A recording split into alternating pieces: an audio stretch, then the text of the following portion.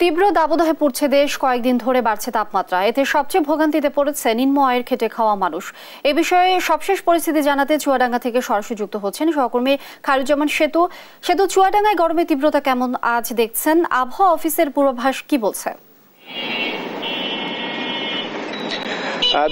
ধন্যবাদ লিনিয়া। আপনি যেমনটি বলছিলেন, তীব্র দাবদাহ কিন্তু চুয়াডাঙ্গাতে বয়ে যাচ্ছে।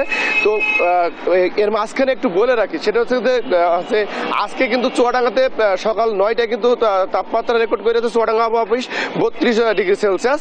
এবং তবে বাতাসে কিন্তু জলীয় বাষ্পের পরিমাণ অধিক বেশি আর কি। এই জলীয় বাষ্পের পরিমাণ বেশি থাকার কারণে কিন্তু বেশি গরম অনুভূত হচ্ছে আর কি। আর এই গরম অনুভূত হওয়ার কারণে কিন্তু মানুষ কিন্তু হাঁসফাঁস করছে। একবারে বলা যেতে পারে যে একদম ঘেমে কার্দমাক্ত অবস্থায় হয়ে যাচ্ছে। তো সেক্ষেত্রে আমি আরেকটু জানাই, সেটা হচ্ছে গতকাল বিকাল 3টায় কিন্তু চুয়াডাঙ্গাতে তাপমাত্রা রেকর্ড করা হয়েছিল 37.5 ডিগ্রি সেলসিয়াস। তবে আপনি এই তাপমাত্রার যে পারদের পরিমাণটা থেকে বুঝতে পাচ্ছেন যে সেটা কিন্তু তাপমাত্রার পারদ কিন্তু খুব বেশি তা না, অর্থাৎ সূর্যের উত্তাপ ছড়াচ্ছে না, কিন্তু জলীয় বাষ্পের পরিমাণ বেশি থাকার কারণে মানুষ কিন্তু ঘামছে বেশি। এই ঘামার কারণে কিন্তু মানুষ একরকম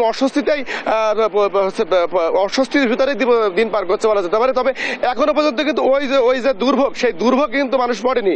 তবে আমি একটু আরো জানিয়ে রাখি যে তবে নিম্ন আয়ের মানুষ কিন্তু বেশি দুর্ভোগে পড়বে। সেতু, ধন্যবাদ আপনাকে।